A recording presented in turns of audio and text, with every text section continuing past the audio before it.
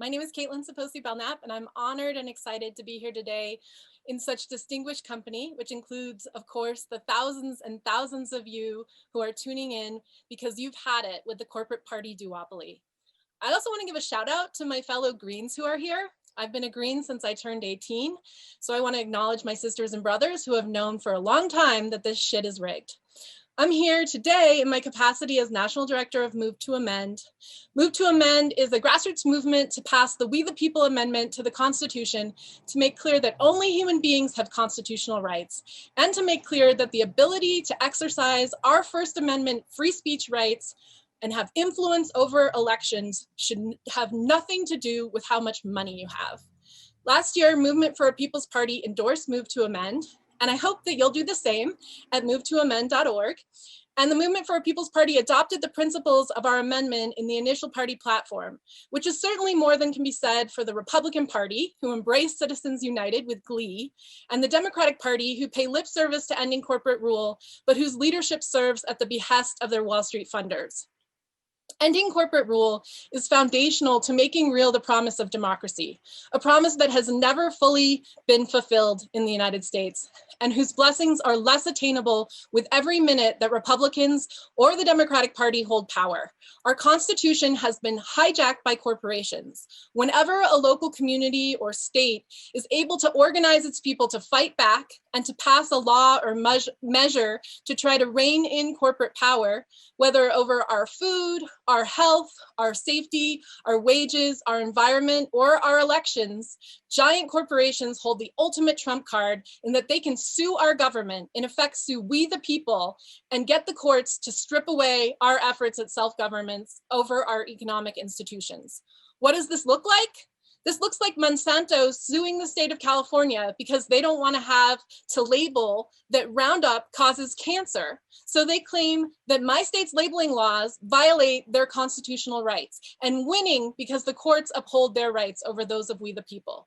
Or it looks like coal companies suing states and using the argument that environmental regulations are a takings of property under the Fifth Amendment so that our communities, already strapped for cash, are forced to pay for the profits coal companies would have made if we want to keep protecting our public and our environmental health.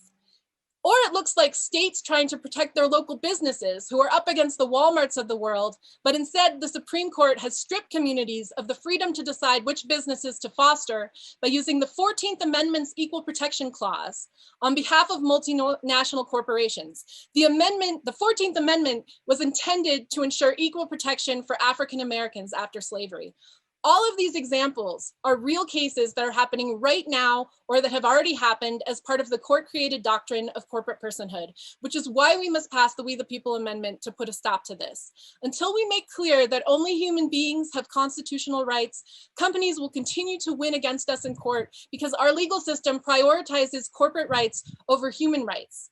And democracy is impossible under these conditions, just like it's impossible when a tiny fraction of the people hold 99% of the wealth and political power, and the rest of us are left to squabble over crumbs. But now in 2020, we're coming together to say enough. No more squabbling. Working people have had it. If we want to control our destiny, if we want to live in a world that isn't racked by racism or colonization or misogyny or climate disasters, we have to stand up and stop accepting our future being determined by a greedy minority whose only agenda is gobbling up everything for themselves. Vote however your conscience tells you to in November, but the time is now to build a major new party for working people in America, free from corporate and billionaire influence, that takes all that we have learned in the fight for independent political parties over the last 25 years and applies it to our current challenges and our current opportunities.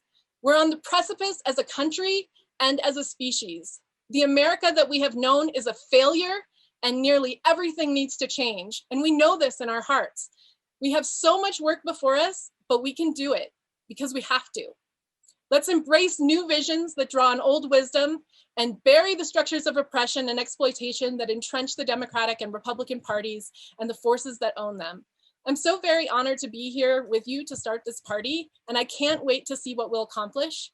And please do join us at Move to Amend in passing the We the People Amendment to end corporate rule. You can do that at movetoamend.org.